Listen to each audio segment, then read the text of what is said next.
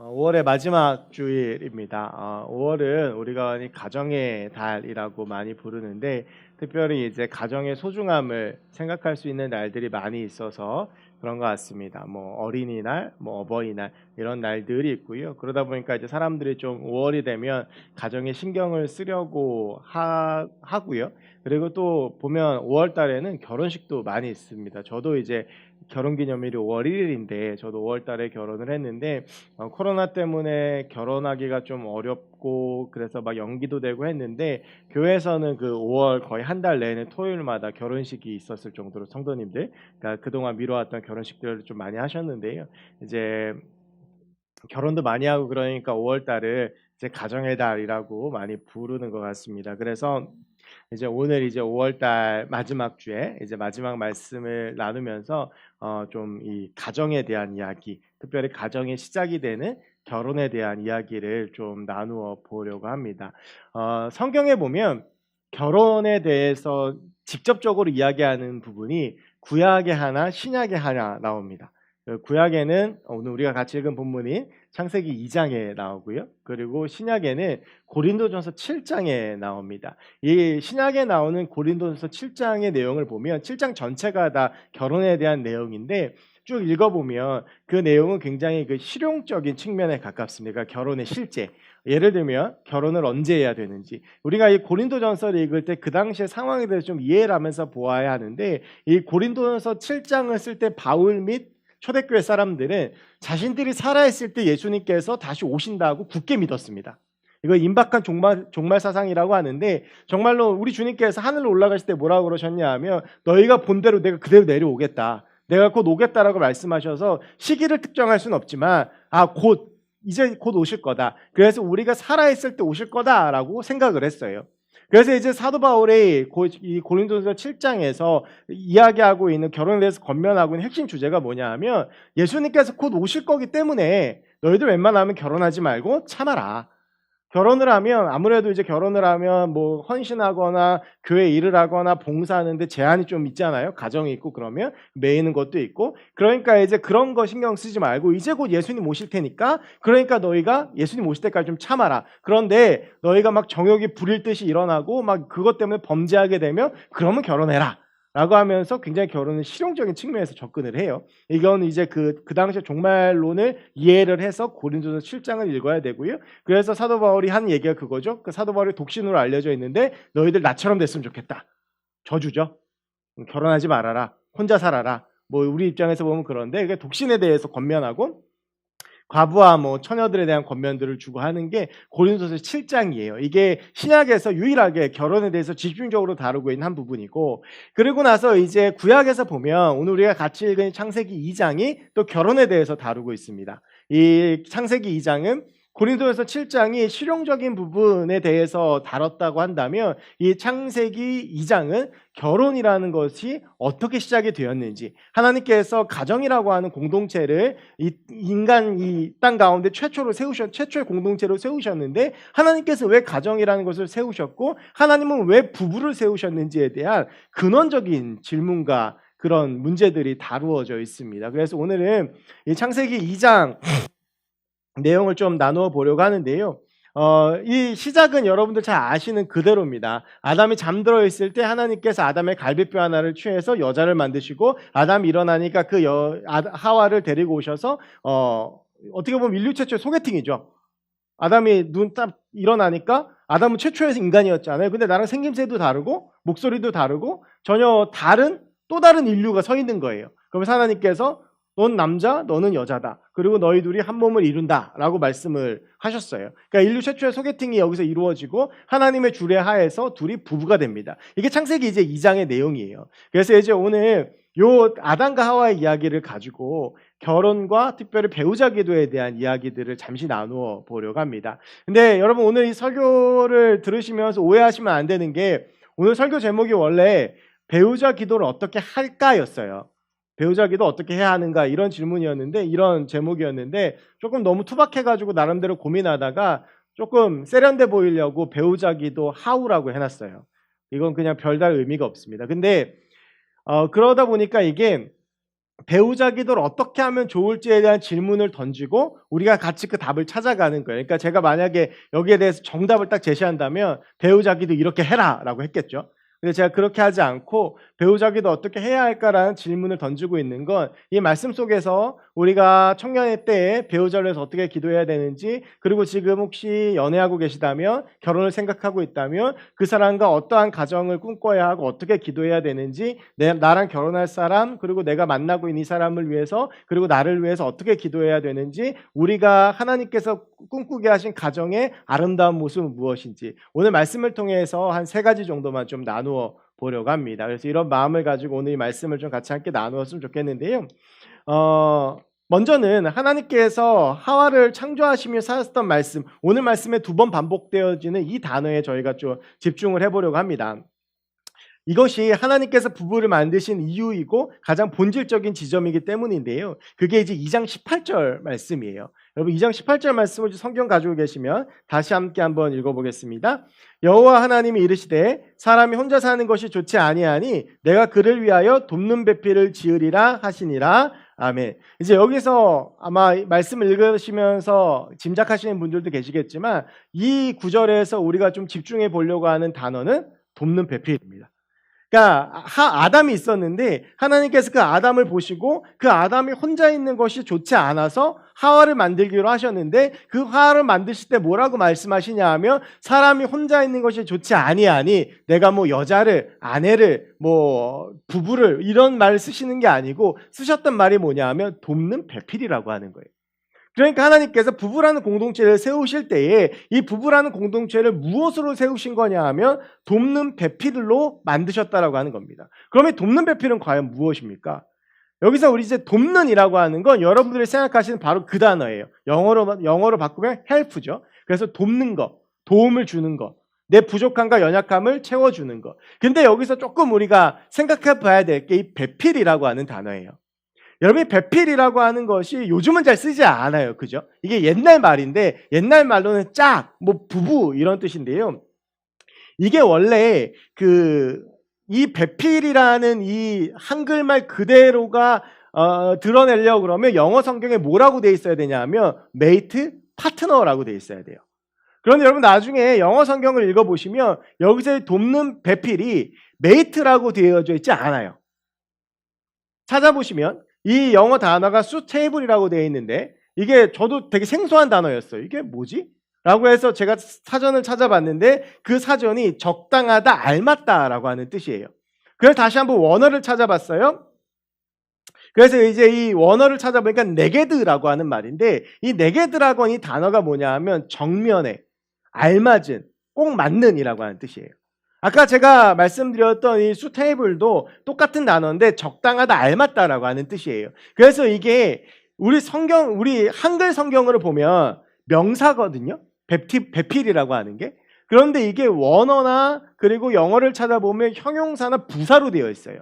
그러니까 이게 어떤 의미냐 하면 돕는 배필이라고 했을 때 돕는 건 우리가 말하는 그 의미가 맞는데 이 배필이라고 하는 것은 어떤 우리가 뭐 돕기 위한 짝 이렇다라기보다는 이 사람의 존재에 대한 이야기인데 그 존재가 무엇이냐 하면 돕기에 알맞은, 돕기에 적당한, 나를 도와주기에 맞는 이라고 하는 뜻이라는 거예요. 그러니까 하나님께서 사람을 만드시고 그 사람의 짝을 만드실 때 그 사람의 짝을 어떻게 짝지어 주시냐 하면 이 사람의 부족함을 돕기에 적당하고 알맞은 사람으로 맺어 주신다라고 하는 거예요. 그게 아담과 하와의 그 관계였어요. 이제 오늘 본문을 보면 오늘 이 본문 2장에 보면 이 2장의 구조가 굉장히 재미있어요. 왜 그러냐 하면 우리가 창세기 1장에서 보면 천지창조의 이야기가 6일 동안 계속 나옵니다. 인간을 만드시고 하나님께서 7일째 쉬시는 장면이 나와요. 그래서 2장에 보면 이제 하나님께서 천지를 창조하셨으니까 그 다음 이야기가 나와야 되는데 재미있는 건 2장이 다시 인간을 창조하던 때로 돌아갑니다. 그러면서 인간 창조에 대한 이야기에 대해서 조금 더 자세하고 깊게 이야기를 하고 있어요. 그래서 2장 1절부터의 말씀을 보면 하나님께서 6일 동안 천지를 창조하신 다음에 인간을 창조하신 이야기가 조금 더 부록처럼 구체적으로 나오게 되고 에덴 동산에서 살던 모습을 조금 더 구체적으로 보여줘요. 그러면서 2장 15절에서 그 에덴 동산이 다 만들어지고 그럼 최초의 인류인 아담이 뭘 했는지에 대해서 나오고 있는데 2장 15절이 여호와 하나님이 그 사람을 이끌어 에덴 동산에 두어 그것을 경작하며 지키게 했다라고 되어져 있어요. 근데 여러분 여기서 생각해 보세요. 경작이라고 하는 말을 우리가 쉽게 떠올리면 경작은 뭐죠? 농사 짓는 거예요. 씨를 뿌리고 뭐 땅을 갈고 물을 주고 하는 게 경작이에요. 그런데 우리가 알기로는 어떻게 알고 있냐 하면 에덴 동산은 그럴 필요가 없는 곳이에요. 그리고 아담하고 하와가 선악과를 따먹고 땅에 쫓겨났을 때 하나님께서 아담에게 주셨던 벌이 뭐냐 하면 네가 땅을 갈아야지 열매가 맺어질 것이고 그래서 네가 평생 일해야 된다라고 하는 벌을 주셨단 말이에요. 그러면 이게 뭔가 맞지가 않죠? 그래서 이 경작이라는 게 어떤 의미인지를 잘 보아야 되는데 이 경작이 히브리어로는 아바드라고 하는 뜻인데 이 뜻은 관리하다, 섬기다라고 하는 뜻이에요.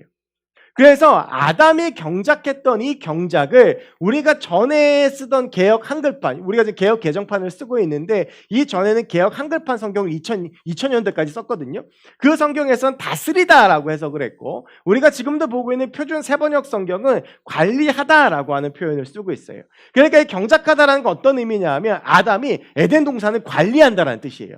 그 에덴 동산에서 관리하면서 아담이 해야 되는 가장 중요한 일이 뭐죠? 이름 지어주는 거예요. 그때는 아무것도 없었어요. 그러니까 뭐 지나가는 강아지한테 개라고 이름을 지어주고 새들도 새 종류마다 이름을 지어주고 식물들도 이름을 지어주고 그것들 이름 지어주면서 하나님께서 창조하신 의미를 부여하는 것. 그게 아담이 하는 일인데 여러분 이걸 혼자 한다고 생각해 보세요. 어렵죠. 온갖 종류 하나님께서 지은 창조물들이 있는데 그것들의 이름을 지어주고 그것들과 교제하고 그것들을 섬기고 그것들을 다스리는 일, 어떤 노동의 개념이 아니라 섬김의 개념으로 그런 일들을 본다면 쉽지 않았어요. 그래서 하나님이 이렇게 보시다가 아담이 너무 바쁘고 힘들고 이름 짓는 것도 이게 사람의 머리에 한계가 있지. 여러분 이름 짓는 거 되게 힘들거든요. 제가 저 예영, 예담 이름 둘 다 제가 지었는데 이게 사람 이름 짓는 거, 뭐 이름 붙이는 거 그게 쉽지가 않아요. 그러니까 이제 하나님께서 보시고 쟤 혼자 안 되겠다. 그래서 쟤를 도와줄 저 부분을 도와주기에 합당하고 알맞은 사람, 그 사람을 내가 만들어야 되겠다라고 생각하시면서 하나님께서 혼자 있는 것이 좋지 않아서 돕는 배필을 지어줘야 하는데 그래서 만든 것이 하와였다라고 하는 거예요. 여러분 그래서 이 부부관계라고 하는 것이 출발 자체가 뭐냐 하면 돕기 위해서 만들어진 거예요. 혼자서 감당할 수 없는 것, 혼자서 감당하기 어려운 것, 그리고 어떤 부족하고 연약한 것, 내가 보지 못하는 것을 볼 수 있는 것, 그리고 내 감수성과 내 능력과 내 지적 수준으로는 안 되는 걸 또 해줄 수 있는 것. 이렇게 내가 부족하고 내가 연약한 것을 채워주기 위해서 내 시간과 제한된 어떤 공간들 속에서 내가 할 수 없는 것들을 누군가가 도와주라고 만든 것이 하나님께서 만들어서 짝지게 하신 것이 부부라고 하는 것입니다. 여러분 그래서 이 부부의 본질은요 서로 돕는 데에 있습니다. 서로 도와주고 부족함을 채워주는 건데요. 그래서 하나님께서 우리에게 주신 사명, 이게 아담의 입장에서는 에덴 동산을 다스리는 것이었죠. 그것들을 함께 이루기 위해서 애쓰기 위해서 하나님께서 짝지어 주신 삶이라고 하는 거예요. 저는 처음에 결혼했을 때는 이 부분들을 잘 이해를 하지를 못했어요. 처음에 결혼해서 뭐 여러 내 혈기도 살아있고 내 생각도 살아있고 내 뜻도 살아있고 사실은 결혼하면 처음에 되게 힘들어요. 내 공간과 시간 안에 누군가가 들어온다라고 하는 게 이게 연애하고는 수준이 다릅니다. 완전히 일상을 공유해야 되는 이 차원의 문제는 대단한 희생과 대단한 포기를 의미를 해요. 그래서 결혼할 때 막 힘들어요. 그래서 저 사람이 나를 돕고 내가 저 사람이 돕는다는 생각을 별로 결혼 초에 해본 적이 없어요. 그런데 제가 이제 결혼 13년 차가 됐거든요. 그러니까 지금도 저희 아내하고 우리가 벌써 이렇게 됐다라고 하는 게 사실은 잘 믿기지가 않다. 12년 차구나. 잘 믿기지는 않는데 얼마 전부터 저하고 저희 아내가 이제 우리 나이로 40살이 됐어요. 40살이 되면서부터 문득 좀 뭐 들으면 어떨지 모르겠지만 죽음에 대한 생각을 자꾸 하게 돼요. 이게 40살이 돌연사가 제일 많거든요. 그게 40대가. 그리고 이제 뭐 주변에 뭐 40대 중에서 암 걸리고 죽고 이런 사람들이 주변에 있으면서 죽음에 대한 생각들을 문득 해보게 돼요. 그러면서 저하고 제 아내가 가끔 그런 얘기를 해요. 만약에 이 내 가족이 있는데 내가 없다면, 반대로 저 사람이 내 인생에 사라진다면. 예전에는 사라져도 별다르게 큰 데미지를 입을 거라고 생각해 본 적이 없거든요. 그런데 어느 순간 이 사람이 내 옆에서 사라진다고 생각하니까 앞이 깜깜한 거예요. 제가 저희 아내가 없으면 할 수 있는 일이 별로 없어요. 되게 허술하고 그래 가지고 저희 집사람은 어느 정도냐면 저한테 청소기도 잘 맡기지 않아요. 왜냐하면 청소기를 밀면 다시 밀어야 돼서. 뭐 먼지도 그대로 다 있고 그래서 뭐 별로 그렇게 또 뭐 공과금 내는 거, 아이들 케어하는 거 이 일들이 나눠져 있는데 그러다 보니까 이제 제가 가끔씩 아이들을 이렇게 와이프가 어디 가면 옷도 입히고 케어할 때가 있는데 제가 옷을 입히거나 제가 이렇게 준비를 시켜주면 대번 티가 나요. 너무 이게 안 돼요. 또 제 아내 입장에서는 제가 갑자기 죽는다. 일단은 살던 사택에서 쫓겨나야 돼요. 우리 집이 아니니까. 저희 예담이는 아직도 저기 강호석 목사님이 우리 집에 빌려준 줄 알거든요. 그래서 호주에서 오셨냐고 가끔 물어봐요. 그럼 우리 이사 가야 되는 거 아니냐고. 근데 이제 그런 어떤 경제적인 부분들 물론 어떻게든 살아가겠지만 지금보다 훨씬 더 어려워지는 건 마찬가지고. 어느 순간 이렇게 서로 의지하고 살아가다 보니까 서로가 서로의 삶의 부족함을 채우는 사이가 되어져 가고 있더라고요. 지금 아쉬운 건 이거를 조금 더 일찍 알았더라면 우리 부부가 더 행복하고 더 잘 살 수 있었을 것 같아요. 근데 우리는 서로를 돕는다고 생각하지 않고 경쟁하고 자존심 싸움하고 싸우고 부딪히고 별것 아닌 거 포기하지 못하고 그러고 거의 10년 가까이를 살아왔었거든요. 여러분 물론 결혼이라고 하는 것이 사랑 때문에 하는 겁니다. 칼바르트라고 하는 유명한 신학자가 하나님의 사랑을 경험할 수 있는 가장 좋은 방법은 남녀 간의 성화된 사랑이다라는 말을 했어요. 그러니까 정말 남자와 여자가 사랑하다 보면 그 속에서 하나님의 사랑을 그 어느 누구보다 깊게 체험하게 돼요. 그런데 문제는 그 사랑에서 만난 사이가 서로에게 어떻게 존재하느냐가 결혼 생활이에요. 내가 이 사람에게 어떻게 존재해 줄 것이고 저 사람이 내게 어떻게 존재해 줄 것인가. 그 답이 오늘 본문에서 이야기하는 돕는 배필이에요. 여러분 이거를 깨닫고 상대방을 보면 상대방의 약점이나 부족한 점, 실수를 대응하는 방법이 달라져요. 예전에는 그걸 보면 짜증나고 왜 저걸 못하는지 그리고 가끔은 왜 저런 걸 날 만나게 하셨는지 절대 저나 저희 와이프 얘기가 아니에요. 그런 생각을 할 때가 있거든요. 근데 내가 저 사람에게 어떠한 존재인지를 알고 저 사람이 내게 어떤 존재인지를 알게 되면 이거에 대해 대응하는 방법이 달라져요. 저 사람의 실수나 부족함을 봐도 저래서 하나님이 나를 저 사람에게 만나게 하셨구나. 그리고 내 부족함과 연약함을 그 사람이 채워주는 모습을 보면서 하나님께서 우리를 이렇게 만나게 하셨구나 라고 하는 것들을 하나님께서 알게 하시는 것 같아요. 저의 요즘 가장 큰 기도 제목은 아내와 함께 아름답게 늙어가는 겁니다. 그래서 50살이 되고 60살이 되고 70살이 되어도 서로가 서로를 챙겨줄 수 있고 서로가 서로를 채워줄 수 있는 정말 저나 저희 아내가 이 사람이 나를 돕는다라고 느끼는 순간이 딱 한순간이 있는데요. 되게 좀 그런 얘기긴 한데 등 긁어줄 때예요. 이게 등이 손이 안 닿는 데가 있잖아요. 그럼 이 등을 누가 긁어주겠어요? 부부밖에 긁어줄 사람이 없어요. 근데 제가 어느 날 문득 이 설교 준비를 하다가 문득 그 생각이 드는 거예요. 여러분 돕는다라는 것이 그거예요. 내 손이 안 닿는 것, 내가 할 수 없는 것, 근데 그 누구도 해주지 못하는 것, 그거를 채워주는 게 부부관계예요. 배우자 가정을 놓고 기도할 때 중요한 것은 바로 부부가 이렇게 서로가 서로에게 돕는 존재가 되는 것입니다. 그런데 우리는 어떤 생각을 가지고 있냐 하면 저 사람이 나를 돕기를 바래요. 저 사람이 나에게 돕는 배필이길 바래요. 내가 돕는 배필이 될 생각을 잘 하지 않아요. 저도 그랬던 것 같아요. 나 목회하느라 힘드니까. 나 밖에 나가서 힘드니까. 이거 다 아내가 해줘야 돼. 근데 제가 막상 제 아내의 연약함이나 약함을 돌아보거나 그 사람을 도우려고 했던 생각을 하지 않았던 것 같아요. 부부관계의 시작은요. 도움을 위한 시작입니다. 혼자 살면 더 행복하고 더 풍족하게 잘 살 수 있을 것 같은데 왜 굳이 부부의 관계로 만나서 함께 그 삶의 일상을 공유하고 서로의 시간과 공간을 공유해야 되느냐? 내가 할 수 없는 것을 저 사람이 해줄 수 있고 또 저 사람이 해줄 수 없는 걸 내가 해줄 수 있는 바로 그 관계이기 때문입니다. 여러분, 저는 여러분들이 가정에 대해서 기도하시고 또 배우자에 대해서 기도하실 때 이 돕는 배필로서의 정체성을 가지고 기도하셨으면 좋겠습니다.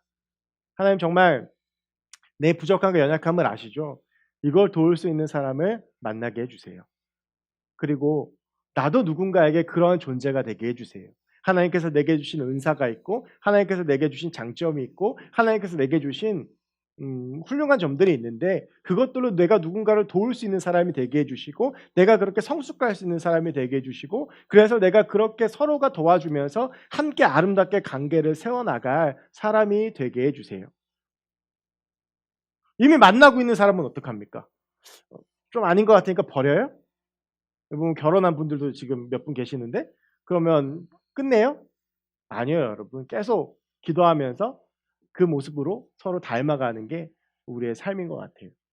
근데 자꾸 우리가 배우자 기도를 할 때 제가 이따가 사실은 얘기하려고 그랬는데 배우자 기도를 할 때 우리가 실수하는 게 뭐냐 하면 자꾸 상대방만 갖고 기도를 해요.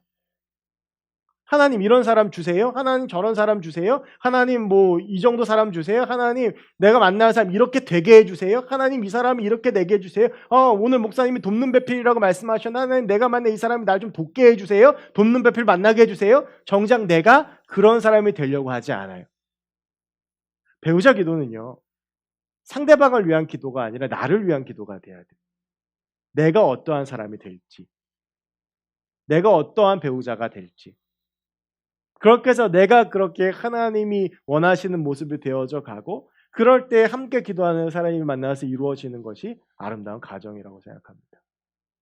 두 번째는 이제 부부가 그럼 함께 뭘 해야 될까예요. 함께 무엇을 해야 될까?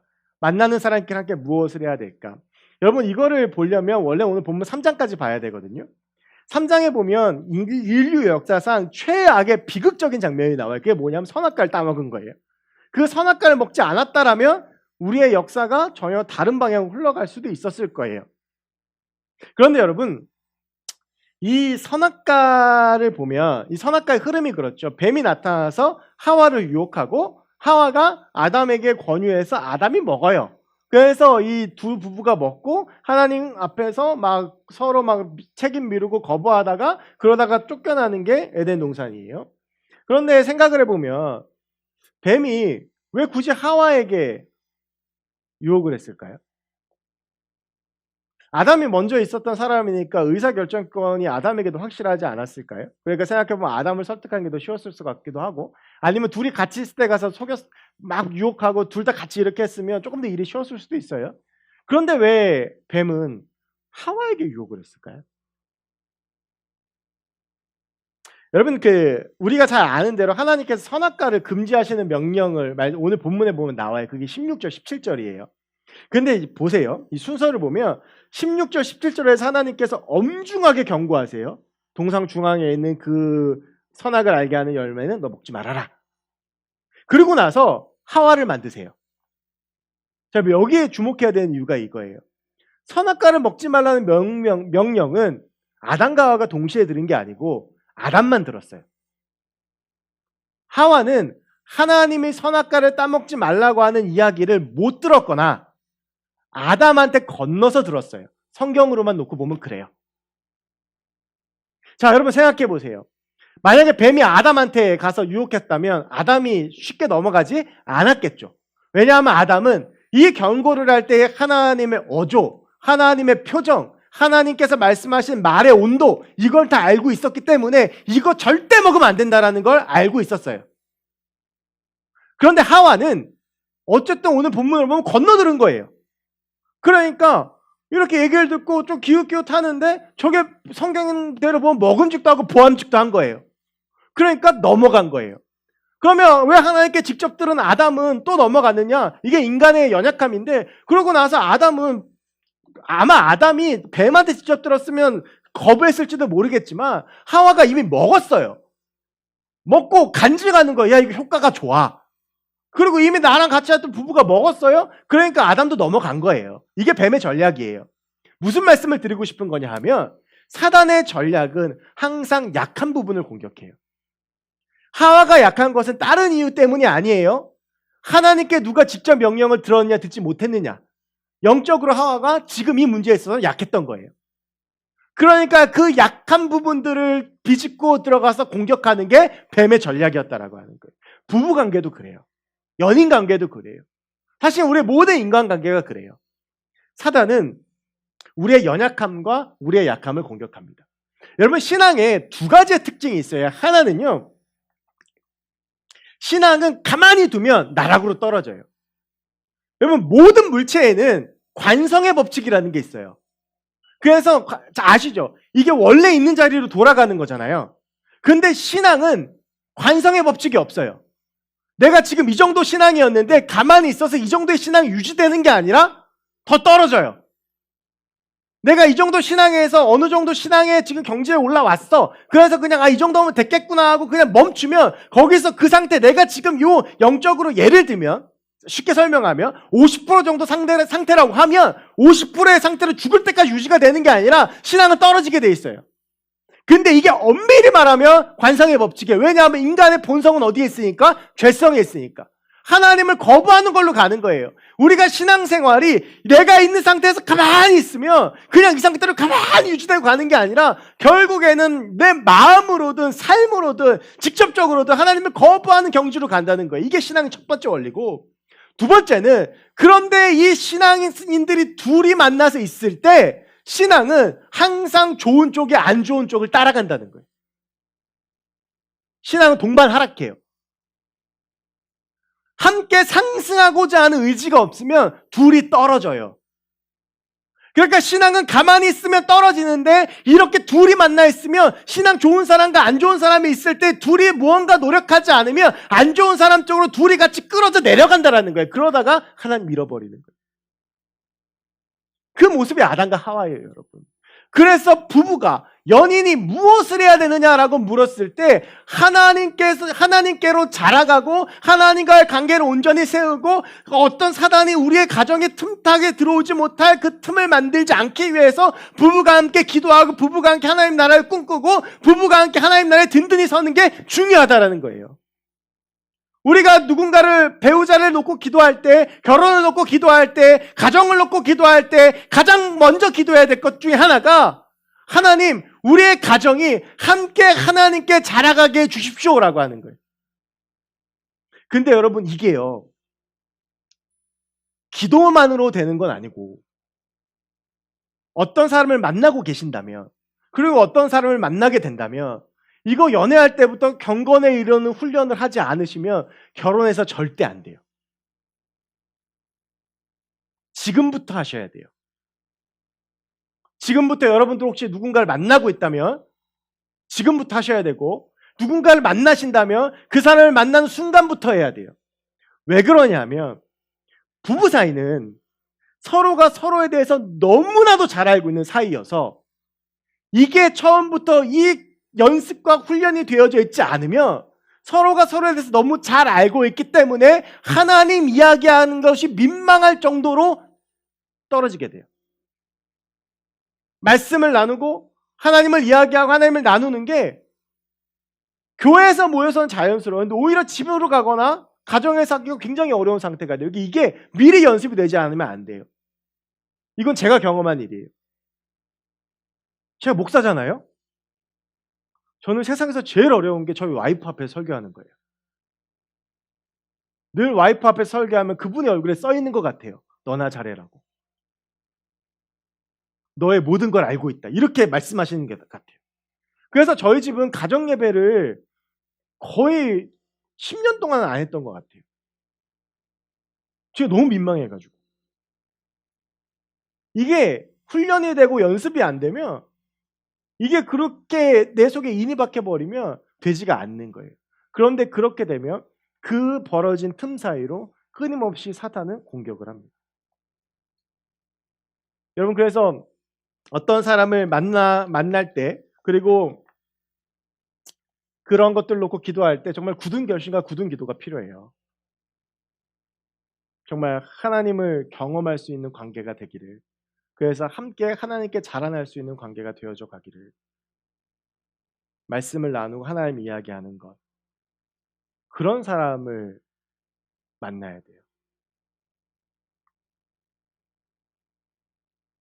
마지막으로 선악과 사건을 대응하는 아담과 하와의 자세를 보면 여기 이제 가장 중요한 문제가 또 하나 있는데, 저는 아담과 하와가 저지른 가장 큰 죄는 선악과를 따먹은 것도 있지만 그보다 더 큰 죄는 그 다음 대응 자세라고 봐요. 하나님께서 물으셨어요. 너 왜 따먹었냐? 아담이 대부분 뭐라고 그래요? 저 여자, 하나님께서 내게 주신 저 여자가 따먹으라고 그랬어요. 이거는 동시에 하나님하고 하와를 둘 다 공격하는 거예요. 하나님이 내게 주신 저 여자. 이게 어떻게 보면 인간의 본성이에요. 하와는 저 뱀이 따먹으라고 그랬어요. 그러니까 자기 잘못을 인정하지 않는 거예요. 여러분, 이게 우리가 누군가를 만나면서 하는 가장 큰 실수 중에 하나이지 않을까라는 생각이 들어요. 여러분, 이게 일단 저는 부부 사이에서 보면, 부부 사이에서 싸우다가 이렇게 살다 보면 싸우잖아요. 내가 먼저 미안하다고 하면 되잖아요. 그러니까 미안하다고 그러면 벌금 50만 원씩 내는 것도 아니고, 뭐 좀 문제가 생겼어. 그럼 내가 미안해. 그러면 이제 뭐 이렇게 진짜 사과하고 그러면 되는데, 그게 힘들어요. 왜 그런 줄 아세요? 자존심 때문에 그래요. 어떤 실익도 없는데 그냥 내가 기분 나쁘고 내가 싫은 거야. 그러니까 저 사람이 잘못한 거고 저 사람이 문제고.